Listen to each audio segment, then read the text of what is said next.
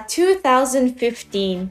The year we were dancing to Whip Nene, laughing hysterically at pink fluffy unicorns dancing on rainbows, debating whether this dress is blue and black or white and gold. We were choking each other with these things and discovering our true passions. How did I find mine? By painting this. Yeah, this painting is just as old as Cool Cat. Let that sink in. I've been staring at the same picture in my house for so long.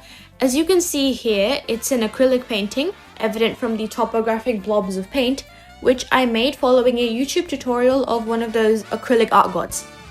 A very delusional 9-year-old me thought I reached old master levels with this artwork because it was the very first legitimate painting I ever created. I guess year 7 was the last time I was actually proud of this artwork. It just sort of went downhill from there. When you think about painting, do you think about something like this? Yeah! Well, you're wrong! This is not painting! This is not painting! This is not painting! Burn, you relic of convention! But today, a whole decade later, I'm gonna redraw it. Not just in any app though, because that would be too mundane. I mean, I could have just used Procreate or Adobe Fresco and called it a day, but for content's sake and a little more range, I decided to use AmberDraw. Very fitting for a landscape artwork as AmberDraw has animated brushes. The challenge here is that AmberDraw only has one layer, and there's no blending involved. It's not exactly impossible, just a bit difficult, for me at least. But then again, I have made 3 artworks with AmberDraw on YouTube Shorts, so it won't be too bad, I guess. We'll see eventually. Before we get started, please be sure to subscribe and leave a like. The algorithm is currently playing psychological Jenga with my content, and I'm 1 video away from making brain rot videos with funk music. Don't make me do it. So firstly, I had to check whether I actually knew how to draw a waterfall and cherry blossom trees in AmberDraw. So I played around with the flow brush in particular, reducing the opacity of it because it's water, duh, and I made the splashes with the noise brush. My absolute favorite part is adding the droplets of water with the particle setting. I've done this a lot in AmberDraw. It adds that extra level of depth, I believe. Yes, that looks pretty tranquil.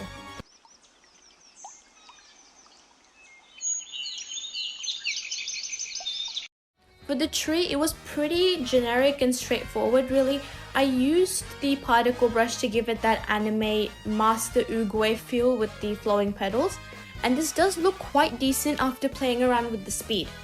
With the correct colors as well, it might seem a little more accurate to the original. And just for the fun of it, I even asked ChatGPT to redraw it, just so I know what I'm really competing with. And it was all yellow. Yeah, AI doesn't stand a chance. Not until it learns to emotionally spiral mid-process. The more I look at this, the more judgmental I feel. I hate this particular tree right there. Well!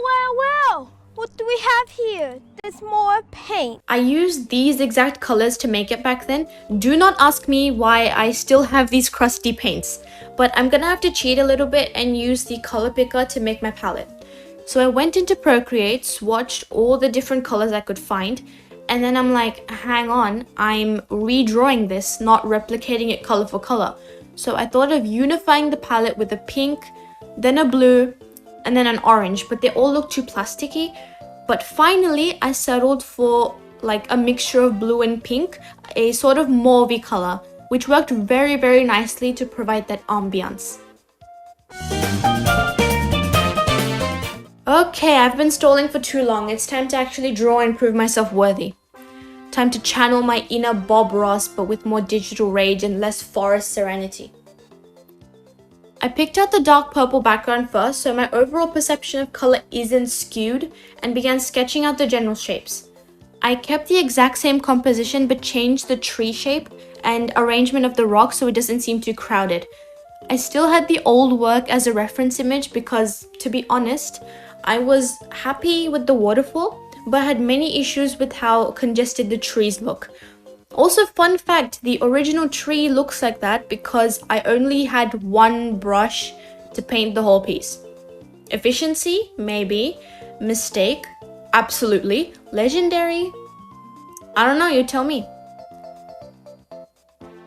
As we all know, AmberDraw has zero selection or transformation tools, so I really had to lock in the entire composition and be 100% sure I won't change my mind.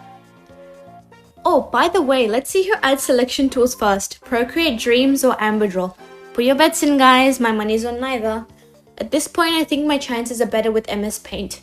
At least MS Paint doesn't lie to me. I began blocking in the base colors, and that's where I missed a very important step. Instead of working in layers from background to foreground, I jumped into the midground first. So later in the video, you'll probably see me struggling to figure out how to fill the background in properly. Classic rookie mistake, even after a decade. I also found this out the hard way. I wasted 30 minutes making a palette, a humbling moment, one that aged me 10 years internally. I now relate to the Renaissance painters, not in skill, just the emotional turmoil. I will give my old, or rather young self credit because this part of the waterfall right here was actually pretty well drawn in my opinion, and it was very difficult to replicate in the redraw. I don't know, it was something about the way it was painted to look see-through. Well done, kid me, you were onto something. I then layered all the colors from dark to light, avoiding using pure white for the water splashes. Everything had a purplish tone to it, so the whole color theory thing works. I kept the flow brush transparent enough to indicate downward movement, but to not overpower the piece. I still had to use the other brushes to shade in order to get a smoother blend. Anyway, I'll be quiet now and let you enjoy the speed draw.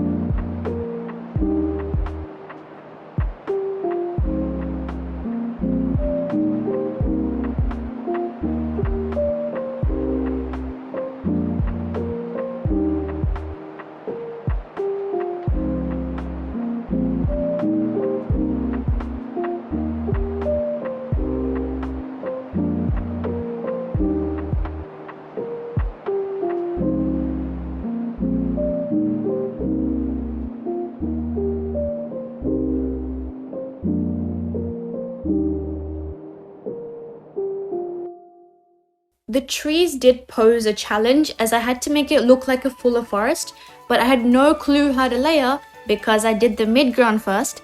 I still managed to shade in the right colors and create a pretty subtle indication of flowers with a medium value, which 1 added volume and 2 made the background seem a little more unified with the rest of the artwork. It may not look like it, but I worked on this for approximately 6 hours based on the footage, which also meant staring at multiple moving objects for a very long time.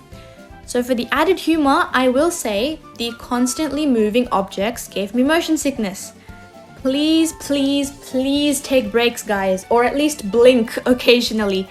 Anything to prevent you from crashing out faster than your device.